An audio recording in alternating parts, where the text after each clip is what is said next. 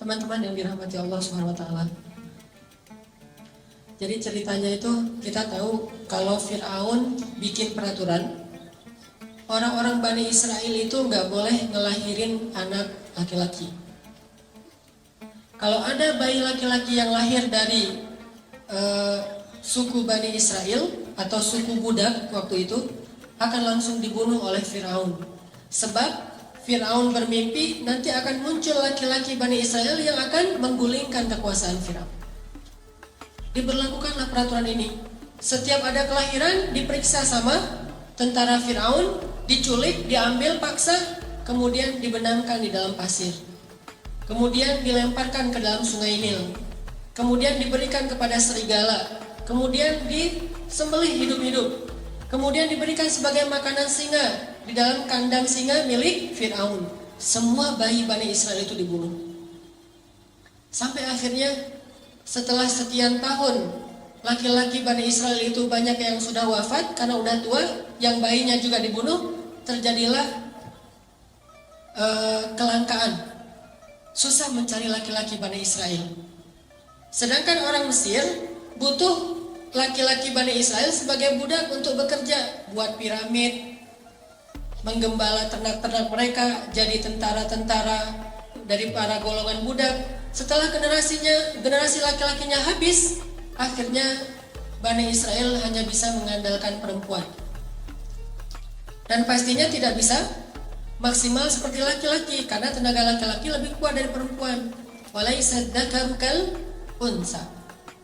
Barulah Firaun mengevaluasi kembali peraturannya, terus dia ganti. Yang tadinya setiap kelahiran bayi laki-laki dibunuh, sekarang diganti. Setahun boleh melahirkan bayi laki-laki, setahun lagi nggak boleh. Tahun ganjil kalau lahir laki-laki, bayi laki-laki itu selamat. Tahun genap dibunuh, selang-seling. Dan qadarullahnya Harun lahir di tahun ganjil sehingga dia selamat, kakaknya Musa. Sedangkan Musa lahir di tahun genap. Pas Musa lahir anak laki-laki, ibunya langsung khawatir, tahun ini gak boleh melahirkan anak laki-laki. Langsung dicari sama tentara Firaun. Akhirnya Allah menyampaikan ilham kepada ibu Musa, mengilhami ibu Musa melalui mimpi agar dia menghanyutkan bayinya di sungai Nil menggunakan satu kayak keranjang gitu. Ibu Musa bingung, benarkah ini perintah Allah? Kenapa mimpi saya aneh sekali beberapa malam terakhir? Akhirnya ibu Musa nanya ke ustadz-ustadznya Bani Israel. Kalau bahasa sekarang mungkin ngejapri ustadznya ya, tapi nggak di-read gitu, nggak DM, nggak di-allow, di follow nggak di follow back. Nih ibu Musa nanya kepada ustadz-ustadznya Bani Israel, ya Syekh, saya bermimpi gini, apakah benar ini perintah Allah? Kata para ulama Bani Israel, benar, ini perintah Allah. Hanyutkanlah bayimu ke sungai Nil, dan Allah berjanji akan menyelamatkannya dan mengembalikannya kepadamu. Itu janji Allah. Kalau kita mau yakin sama Allah, libatkan Allah. Walaupun caranya tuh agak-agak aneh menurut logika kita. Aneh gak sih? Bayi baru lahir, kesayangan ibunya karena bayi Musa itu bayi yang sangat menakjubkan. Nih ya, by the way, Nabi itu semuanya keren-keren, gak ada Nabi yang gak keren. Gak usah Nabi, brand ambassador satu produk aja carinya model yang paling keren kan. Apalagi brand ambassadornya lah, langit tuh pasti orang yang paling keren tuh. Apalagi Musa. Musa itu terkenal cowok ganteng, keren. Walaupun mungkin beda dengan Yusuf. Saking gantengnya Musa, saking kerennya Musa, orang Bani Israel itu kepo. Musa itu kan kalau pakai baju selalu baju panjang, kemudian ketutup semuanya. Padahal kan tubuh laki-laki bagian mungkin sampai perut itu bukan aurat. Perutnya bukan aurat, dadanya bukan aurat, lengannya bukan aurat. Tapi Musa itu menjaga walaupun bukan aurat, kalau untuk Musa mungkin bisa jadi aurat. Saking kerennya badan Musa. Kalau saya mungkin pas lagi tawaf umrah kan suka pakai pakai ihram, kadang-kadang kelihatan lengannya biasa aja. Tapi kalau kelihatan lengannya Musa, itu cewek-cewek, oh keren Musa, tubuhnya keren banget gitu. Sehingga Musa tuh kalau pakai baju selalu baju panjang. Sampai Bani Israel saking keponya sama Musa, mereka fitnah Musa dengan bilang, tahu nggak kenapa Musa itu pakai baju panjang terus? Gak pernah kelihatan lengannya, apalagi badannya gak pernah kelihatan. Kenapa? Karena tubuh Musa itu banyak kudis katanya. Banyak penyakit kulit katanya. Posting di mana-mana, viral. Jadi diomongin di antara Bani Israel, Musa penyakit kulit, hashtag posting. Direpost sama Bani Israel. Karena udah viral, semua orang ngomongin fitnah terhadap Musa, akhirnya Allah Subhanahu wa taala menunjukkan pembelaannya kepada Musa. Itu nanti disebutin di akhir surat Al-Ahzab. Suatu hari Musa lagi mandi di sebuah kayak sumur gitu, sumur tertutup. Musa lagi mandi di situ, bajunya ditaruh di atas batu. Jadi buka baju, taruh di atas batu, hanya pakai celana mandi. Ternyata diam-diam batu itu pindah. Allah yang suruh, batu pindah loh. Oh ya, pindah dia. Batunya pindah. Pas Nabi Musa beres mandi, cari-cari bajunya mana nih? Ternyata batunya udah pindah. Dideketin sama Musa. Gak bisa dia diraih karena Nabi Musa gak pakai baju, hanya pakai celana. Akhirnya Nabi Musa pakai galah gitu, ngambil bajunya di atas batu. Ternyata pas mau diambil pakai galah, batunya lari. Ini luar biasa, dan ini kisah nyata disebutkan di Al-Ahzab. Dan tafsirnya juga demikian. Batunya lari tuh. Pas batunya lari, Musa kan bingung, akhirnya mengejar batu. Thawbi hajar, bajuku dibawa lari batu, ngejar aja. Terus kejar-kejaran, batu Musa. Kemana larinya si batu? Larinya ke pasarnya Bani Israel. Jadi anak-anak Bani Israel lagi main skate gitu, batunya lewat. Kirain tadi itu obstacle buat nge-trick sama anak-anak skate. Lagi pada main BMX-nya, lagi bani bang gitu, lagi pengen nge-trick, lewat batu. Ada anak-anak Bani Israel lagi nongkrong gitu, lagi ngopi-ngopi, batu lewat, Musa lewat. Heran, semuanya ngelihat tubuh Musa yang gagah. Sengaja tuh Allah berfirman ke batu supaya larinya di antara orang ramai. Tempat mainnya anak muda, nanti di alun-alunnya Bani Israel, pokoknya keliling aja, keliling kota. Jadi Musa jadi kayak indoor runners gitu, keliling sambil lari dengan tubuhnya yang keren, sehingga Bani Israel semuanya, lo bawa HP nggak? Ambil kamera. Jadi trending topik, Musa ternyata tubuhnya keren banget. Baru berhenti di tengah pasarnya Bani Israel. Pas batu itu berhenti di tengah pasar Bani Israel, Musa datang langsung ngambil baju, pakai, dan Musa marah kepada batu itu, dipukul oleh Musa dengan 3 pukulan, hancurlah batu itu. Musa itu terkenal nabi yang sangat kuat. Bayangin, saking kuatnya Musa, kakaknya aja Harun ditarik di janggutnya, dibanting. Musa, malaikat turun, kan malaikat kalau ketemu nabi itu rata-rata menjelma sebagai laki-laki ya. Turun tiba-tiba ada laki-laki di sebelah Nabi Musa, ditonjok, buta mata malaikat. Naik ke Allah, ya Allah mata saya, kenapa ditonjok Musa?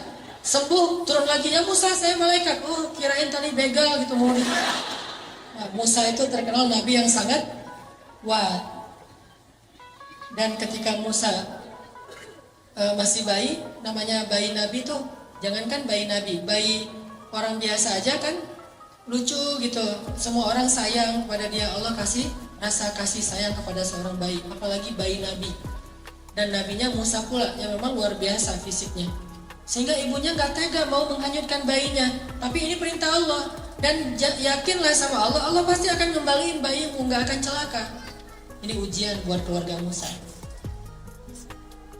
Ibu Musa itu ibu yang sangat beruntung, punya 2 anak laki-laki, dua-duanya nabi, Harun dan Musa. Kalau yang lain, tidak ada ibu yang punya 2 anak laki-laki, dua-duanya nabi. Yang ada ayah kayak Ibrahim, Ishak, dan Ismail. Akhirnya setelah meyakinkan istisyarah, minta pendapat ulama, minta pendapat keluarga, minta pendapat suami, mantep nih hati ibu Musa. Ya udah deh, kalau emang ini cara satu-satunya untuk nyelamatin bayi saya, dan ini perintah Allah, saya lakukan karena Allah. Dihanyutkan ke sungai Nil, pakai keranjang gitu ditutup. Terus pas udah hanyut, ibu Musa nggak tega, aduh bayi saya Tapi bawa kemana ini sama arus air? Bisa ke Sudan kan, Nil itu membelah dua negara, Mesir dan Sudan. Jadi lintas negara nih, bisa jadi Musa nanti ketemunya di Sudan. Kayak di kampung saya dulu pas terjadi tsunami di Aceh. Kan ada orang yang hanyut sampai ditemukannya di pulau seberang. Terus ketemu lagi sama keluarganya setelah 10 tahun. Baru ketemu 2014. Jadi 2004 terjadi tsunami, 2014 baru ketemu keluarganya karena dia udah sekolah, kalau nggak salah udah kuliah gitu. Udah kuliah ke daerah Aceh Selatan, ketemu sama keluarganya 10 tahun loh. Tak kuliah, tak SMA gitu pokoknya. Musa bisa aja hanyutnya sampai ke Sudan. Akhirnya ibunya bilang ke mbaknya Musa, "Mbak, kusih itu artinya cari tahu gimana kabar adikmu." Akhirnya mbaknya Musa menyusuri Sungai Nil. Dan perhatikan teman-teman, Allah punya rencana, dan rencana Allah itu sebaik-baik rencana. Musa itu kan dihanyutkan ke Sungai Nil menghindari Firaun kan? Tapi malah ini tabut atau keranjangnya Musa hanyutnya masuk ke sebuah selokan yang mengarahkan dia ke istananya Firaun. Jadi masuk ke sebuah selokan air yang air itu nanti ujung-ujungnya ada di istana Firaun. Dihindarkan dari Firaun, malah didatangkan kepada Firaun oleh Allah. Allah punya rencana. Masuk ke selokan itu, hanyut sampai ke pemandian keluarga Firaun. Ditemukan sama dayang-dayangnya Firaun. Pas dibuka, bayi kecil yang luar biasa dikasih kepada istri Firaun.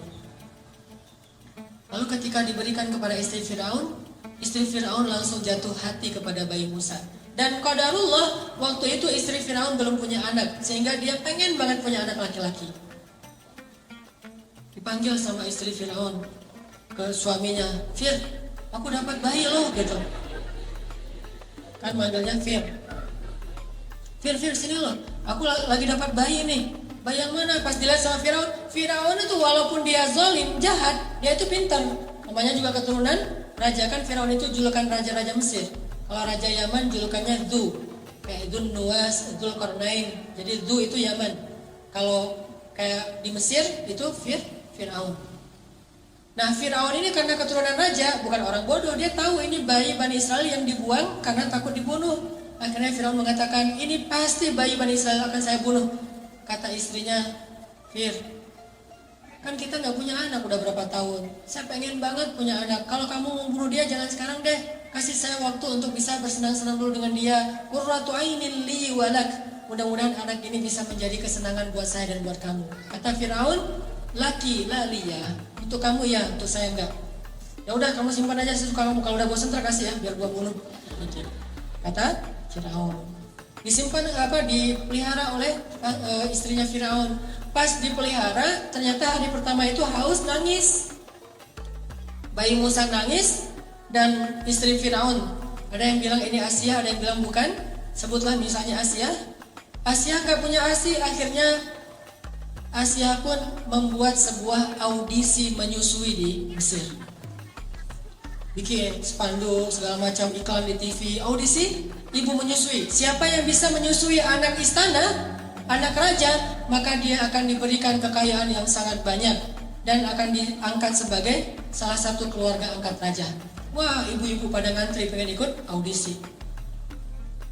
Ngantri lama. Ada ratusan orang yang pengen ikut audisi. Satu demi satu datang untuk menyusui Musa. Musa tidak mau. Semuanya pada menyusui. Enggak. Kalau sekarang mungkin gimana? Kalau aku sih yes, nggak tahu mas, anak gitu ya. Nah, ini artinya Musa nolak semuanya. Sampai akhirnya udah semuanya beres, yang mau menyusui nggak ada yang bisa. Di paling belakang itu kakaknya Musa, mbaknya Musa ikut audisi juga, ngantri. Sama pengawal ditanya, "Oh, ngapain kamu sini?" "Saya mau ngantri." "Ini untuk menyusui?" "Ya, saya akan menawarkan kepada keluarga istana, ada satu orang ibu yang bisa menyusui bayi ini." Udah. Akhirnya dibawalah ibu Musa, dan ketika didekap oleh ibu Musa, maka Musa langsung menyusui kepada ibu kandungnya. Dan sejak saat itu Asyah mengangkat keluarga Musa sebagai keluarga angkat istana. Tinggal di istana, digaji oleh istana, Bahkan bukan hanya ibunya yang tinggal di istana, ayahnya Musa, mbaknya Musa, kakaknya Musa yang Harun, sekeluarga besar itu tinggal di istana semuanya dan digaji pula oleh istana. Itulah sebaik-baik rencana Allah. Coba teman-teman bayangin, kalau ibu Musa terus ngumpetin bayinya, disembunyikan bayinya dari Firaun, mungkin selama-lamanya hidup mereka dalam pengejaran, dalam keadaan tidak nyaman, susah mencari nafkah, tinggal di hutan belantara. Tapi berhubung pakai cara Allah, akhirnya Allah punya rencana yang paling baik, sampai akhirnya keluarga ini bisa tinggal di dalam istana musuh yang justru mereka hindari selama ini. Suatu malam Asia lagi gendong bayi Musa, lucu gitu, ketawa. Kalau kata orang Jawa mungkin ngeklek ya. Jadi Musa bayi itu ketawa sama Asia, wah digendong-gendong ketawa. Firaun dari jauh melihat aja. Terus Asia bilang kepada Firaun, Fir, sini dong, ini bayinya lucu banget loh. Coba kamu gendong sekali aja. Kata Firaun, enggak, dia mah bukan bayi saya. Coba aja, siapa tahu kalau kamu udah gendong, kamu jadi senang sama dia. Karena dipaksa-paksa sama Asia, dan diambil sama Firaun. Pas digendong, Musa yang tadi ketawa-ketawa, tiba-tiba langsung cemberut melihat Firaun. Pas lihat Firaun, Musa langsung berubah wajahnya. Yang tadi senang, sekarang marah. Firaun heran, tanya Asia, ini kenapa nih bayi ini pas ngeliat saya jadi marah kayak gini? Emang ada masalah apa dia sama saya? Kata Asia, mungkin belum kenal, coba kamu dekap lebih dekat lagi. Didekap lebih dekat lagi, pas udah dekat, maka Musa pun menarik jenggotnya Firaun sekeras mungkin sampai tercabut banyak dari jenggotnya Firaun dan berdarah. Tarik sama Musa. Wah, Musa bayi itu ngelawan Firaun, jenggotnya ditarik. Gimana kalau udah dewasa?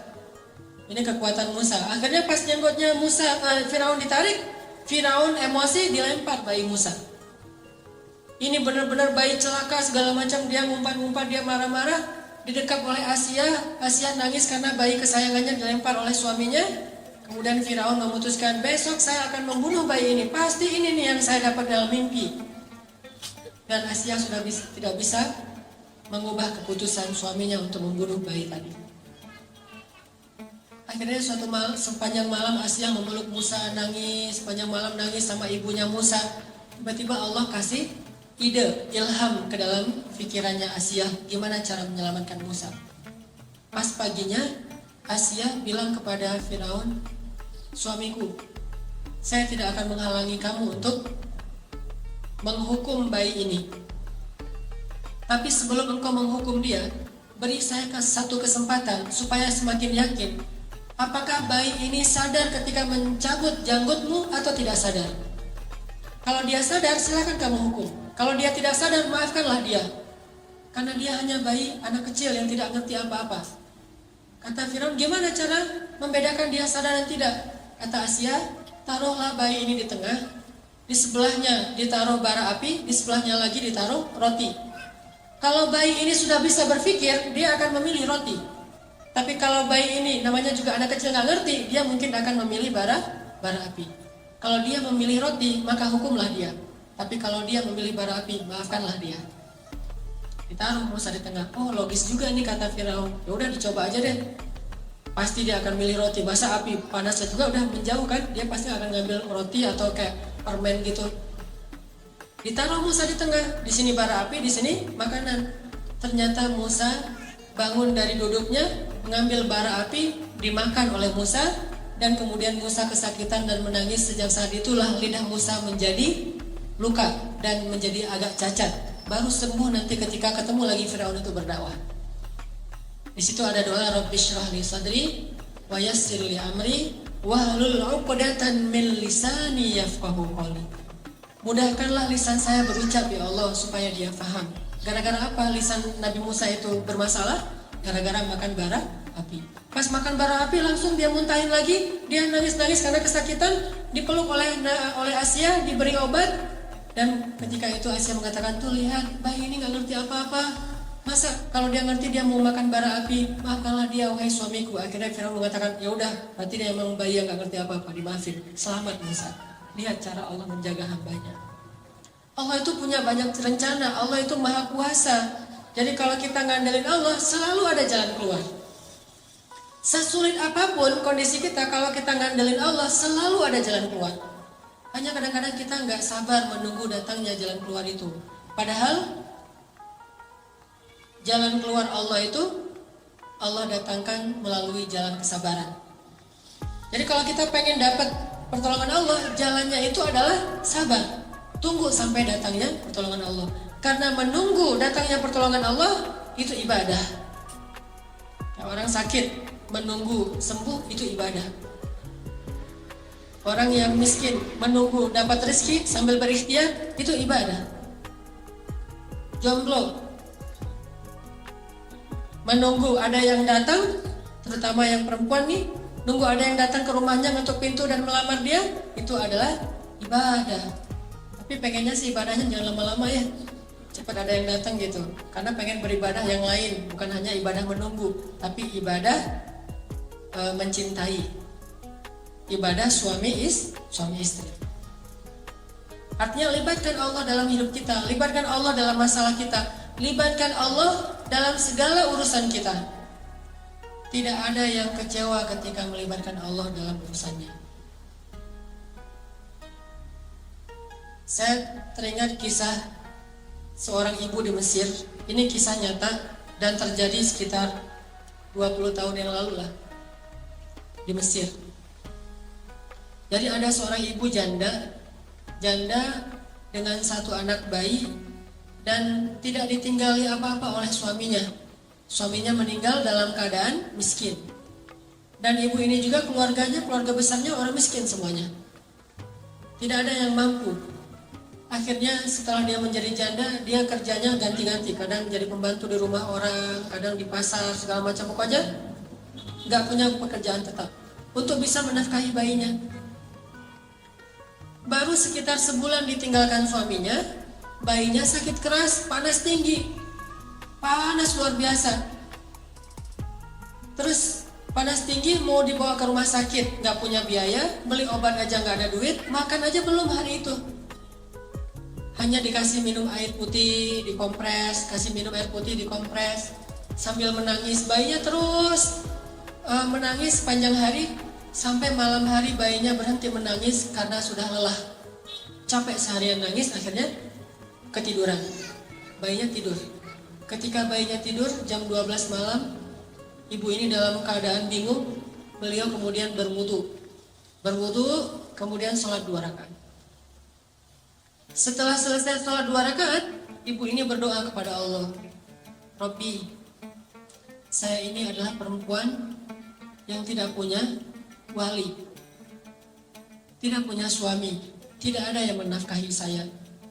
Sedangkan saya punya seorang anak dan dia sekarang sakit. Suami saya baru meninggal. Dia curhat sama Allah. Jadi kalau kita doa sama Allah tuh curhat dulu. Jangan to the point. Ya Allah minta ini, minta itu. Curhat dulu kayak Nabi Zakaria. Kayak gimana doa Nabi Zakaria? Rabbi inni wahanal 'azmu minni washta'ala ar-ra'su shayba wa lam akun bidu'aika rabbi syaqiyya. Rabbi, tulang saya sudah lemah, rambut saya sudah putih. Curhat dulu masalah kita apa? Dia curhat kepada Allah tentang masalahnya. Dia gak punya uang untuk beli obat, gak punya nafkah, bahkan hari ini makan juga belum. Terus dia bilang di akhir doanya, Rabbi, aku pasrahkan hidupku ini kepadamu. Aku serahkan urusan masalahku ini kepadamu. Berilah jalan keluar kepadaku dan anakku, wahai Allah. Dia berdoa kepada Allah, minta diberikan jalan keluar. Akhirnya pas habis berdoa, tiba-tiba ada orang yang ketuk pintu rumahnya. Assalamualaikum. Dibukain pintu seorang laki-laki. Assalamualaikum. Mana anakmu yang sakit? Saya seorang dokter. Mana anakmu yang sakit? Akhirnya ibu ini heran. Dokter datang ke rumahnya sendiri padahal dia nggak manggil. Ditunjukin. Dokter ini meriksa bayi itu. Diperiksa sama dokternya. Setelah diperiksa dibuatin resep obat. Terus dokternya bilang kepada ibu, nih resep obatnya, silakan beli obatnya di apotek segera. Ini kasihan anaknya udah terlalu panas dan harus segera diberikan obat. Terus saya mau pulang, silakan diselesaikan administrasi, minta bayar. Ibu ini bingung pas dokternya minta bayaran. Kata ibu ini, dokter, saya nggak punya uang. Terus dokternya bilang, Terus kalau ibu nggak punya uang, ngapain ibu telepon saya tengah malam jam 1 malam nelfon saya? Kata ibu ini, saya tidak telepon dokter. Terus dokternya keluarin kertas alamat. Ini benar nggak nih alamat rumah ini? Tadi yang nelfon soalnya nyebutin alamatnya ini nih. Kata ibu, benar ini alamat rumah saya.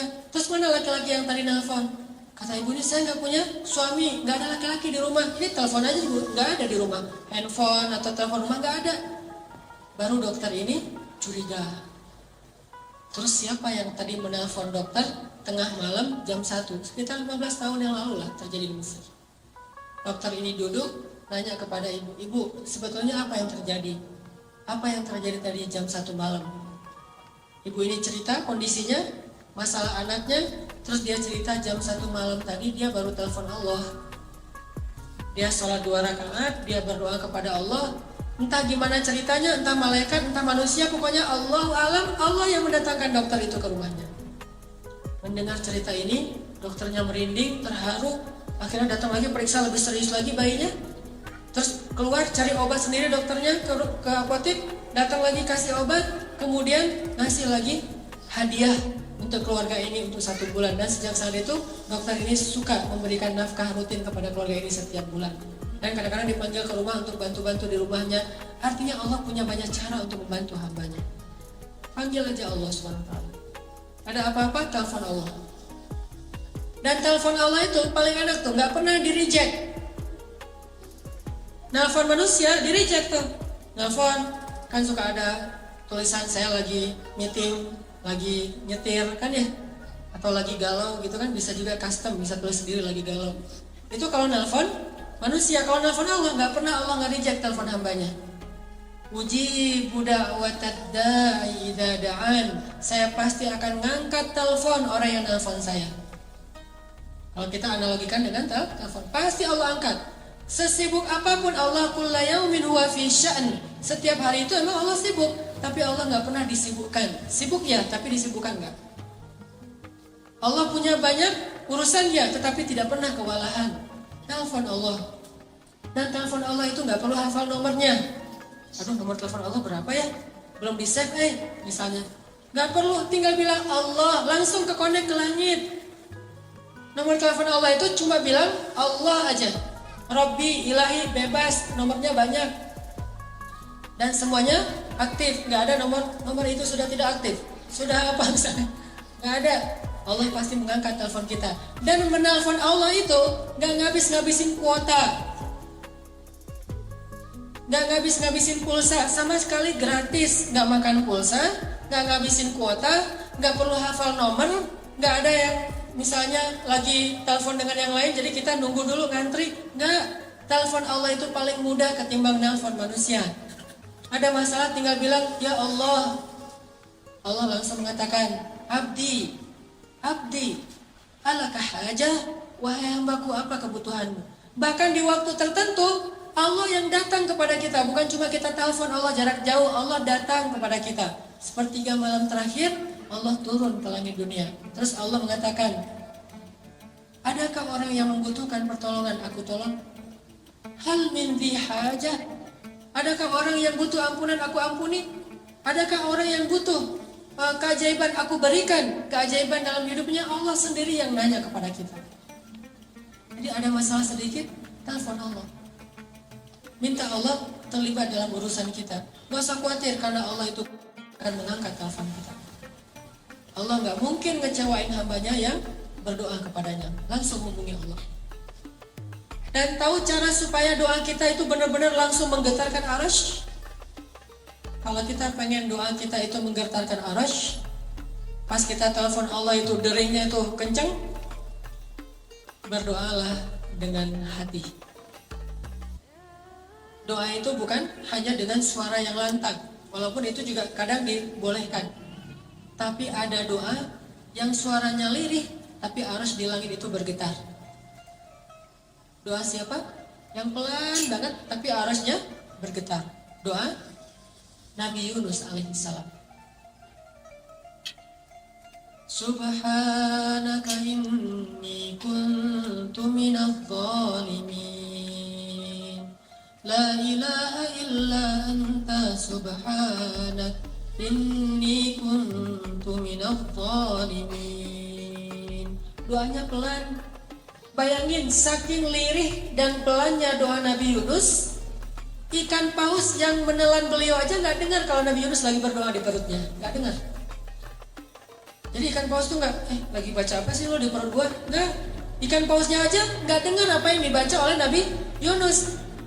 Ikan-ikan yang ada di lautan itu nggak ada yang dengar apa yang diucapkan oleh Nabi Yunus. Tapi doa yang begitu lirih tersebut bisa bikin arasy bergetar. Sampai malaikat-malaikat yang membawa arasy bertanya, "Ya Allah, ini suara siapa yang menggetarkan arasy? Suara siapa yang begitu lirih? Suara siapa yang begitu lembut? Kasihan dia ya Allah, siapa itu ya Allah?" Kata malaikat arasy. Kata Allah, "Itu hambaku Yunus yang meminta ampun kepadaku." Apa kata para malaikat? "Ya Allah, kasihan dia, ampuni dia ya Allah, ampuni." Terus malaikat mengaminkan doa-doa Nabi Yunus, sehingga Allah mengatakan, "Wahai para malaikat, aku telah mengampuni dosanya." Doa suaranya pelan di dalam perut ikan, bahkan ikan yang menelannya aja nggak dengar, tapi arus Allah bergetar. Kenapa? Karena doa ini bukan dengan suara yang keras, tapi dengan hati yang yakin kepada Allah. Kalau kita mau mengilmiahkan tuh gampang sebetulnya. Saya pernah nonton di Nat Geo yang animal. Itu hewan, terutama dalam waktu tayangan itu lagi ngomongin tentang gajah. Gajah itu, teman-teman, kalau manggil temennya yang jauh, itu manggilnya pakai suara frekuensi rendah namanya. Suara frekuensi rendah. Apa arti suara frekuensi rendah? Orang nggak bisa dengar suara itu. Walaupun orangnya ada di sebelah gajah, tapi nggak bisa dengar. Sedangkan temannya yang jarak 10 kilo, itu bisa dengar. Itu ilmiah banget, dan itu terjadi dalam kehidupan kita. Gajah itu kalau lagi manggil temennya itu nggak ada suara. Kalau dia bersuara kencang, itu bukan lagi manggil yang jauh, lagi manggil yang dekat, lagi guyon gitu. Ada sekelompok gajah kalau lagi guyon suaranya keras, tapi kalau lagi manggil yang jauh, dia nggak pakai suara yang seperti kita dengar. Justru suaranya itu tidak terdengar. Taunya dari mana? Taunya bagian telinganya itu akan begini, yang tadinya agak samping, sekarang tiba-tiba jadi tegak gitu. Terus bagian pipinya yang dekat telinga itu kembang kempis. Berarti dia lagi mengeluarkan suara frekuensi rendah. Jarak 10-15 kilo kedengaran suara itu oleh gajah yang lain. Kapan dia memanggil temannya? Kalau lagi banyak makanan. Misalnya nih gajah lagi ada di kebun tebu. Wah, tebunya banyak banget nih, gua nggak bakalan habis makan sendiri. Manggil temen "Hei, sini banyak tebu gitu." Di mention ke temannya. Pas teman-temannya mendengar ada banyak tebu, terus di mana? Oh udah, lo kirim aja Sherlock gitu, dikirim Sherlock sama gajah. Jadi suara itu bukan hanya memberitahu, tapi juga ada sinyal share location, di mana temannya itu bisa langsung pakai Waze. Jadi pakai Waze atau pakai Maps gitu, Google Maps, terus langsung nemu, nggak akan kesasar, nggak akan mungkin salah jalan. Habis lampu merah, belok kanan, belok kiri gitu-gitu, turn right, turn left gitu-gitu deh. Dan itu terjadi dalam kehidupan kita. Suara yang nggak bisa didengar oleh orang di sebelah, ternyata bisa didengar dari jarak 10 kilo. Itulah suara yang frekuensi rendah. Dalam doa kepada Allah, kadang itu berlaku.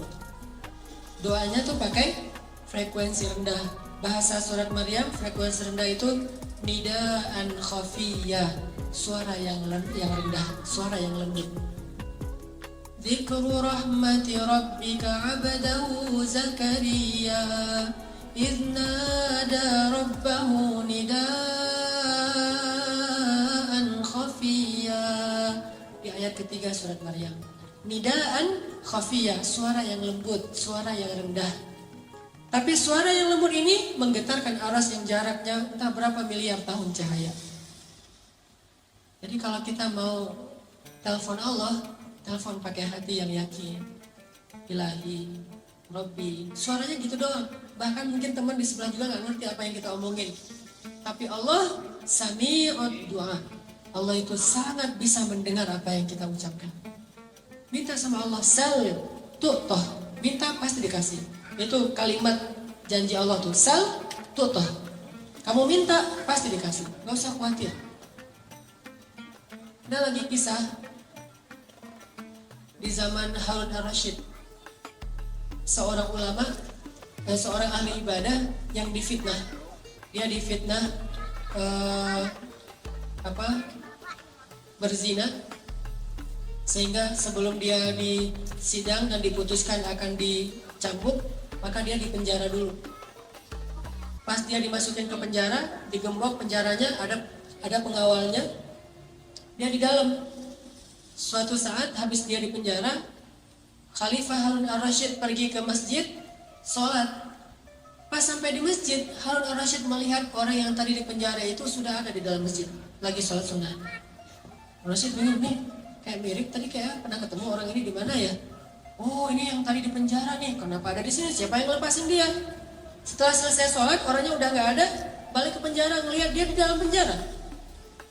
Harun al-Rasyid bertanya kepada pengawal, apakah kalian membukakan pintu sehingga dia bisa sholat ke masjid? Kata pengawal, tidak. Dan dari tadi juga dia di dalam. Harun al-Rasyid bingung. Besok ke masjid lagi, dia ada di masjid juga. Balik ke penjara, dia di dalam penjara. Ini orang bisa hilang gitu. Akhirnya Harun al-Rasyid mengganti cara menghukum dia. Tidak lagi di penjara, tapi diasingkan. Ditaruh di tengah padang pasir atau di pulau mana gitu. Ditaruh di sebuah pulau atau di tengah padang pasir. Pokoknya diasingkan aja. Setelah diasingkan, para pengawal ini kemudian pulang. Ketika pengawal ini pulang sampai di gerbang kota, mereka menemukan dia sudah ada duluan di gerbang kota. Padahal tadi ditinggal di tengah padang pasir. Dia udah ada di dalam gerbang kota. Terus pas Harun al-Rasyid ke masjid, dia udah ada duluan di dalam masjid. Sampai akhirnya Harun al-Rasyid curiga, ini orang luar biasa, orang soleh nih. Tapi kenapa dia dibilang berzina? Dipanggil oleh Harun al-Rasyid, ya fulan, siapa kamu? Kenapa kamu bisa ada di mana-mana gitu? Dia mengatakan, saya itu difitnah, saya tidak berzina. Kayak Yusuf pernah difitnah. Dan ketika Tuhan memenjarakan saya, berarti Tuhan telah menjauhkan saya dari rumah Allah Subhanahu wa Ta'ala. Lalu saya berdoa, ya Allah, saya rela jika saya difitnah, tapi jangan biarkan saya jauh dari rumah-Mu ya Allah. Beri saya kesempatan untuk tetap sholat di masjid-Mu. Sehingga akhirnya entah gimana ceritanya, pokoknya dia bisa sholat di masjid aja. Balik lagi ke penjara, sholat lagi ke masjid, balik lagi ke penjara, tanpa harus membuka gerbang penjaranya. Dan ini kisah nyata terjadi di zaman Harun al-Rasyid. Akhirnya orang ini dibebaskan, dan Harun al-Rasyid juga belajar tentang ketaatan kepada Allah dari orang ini. Artinya kalau orang melibatkan Allah, banyak hal-hal yang ajaib, surprise terjadi dalam hidupnya. Kalau kita nggak percaya, itu alasan kenapa keajaiban tidak terjadi dalam hidup kita. Begitu kita ragu, tidak ada keajaiban. Keajaiban itu hanya Allah berikan kepada orang yang yakin 100% kepada Allah. Kalau ada masalah, minta sama Allah. Saya pernah beberapa kali, mungkin teman-teman juga pernah ngalamin pengalaman spiritual pribadi, kayak misalnya kehilangan sesuatu. Saya tuh dulu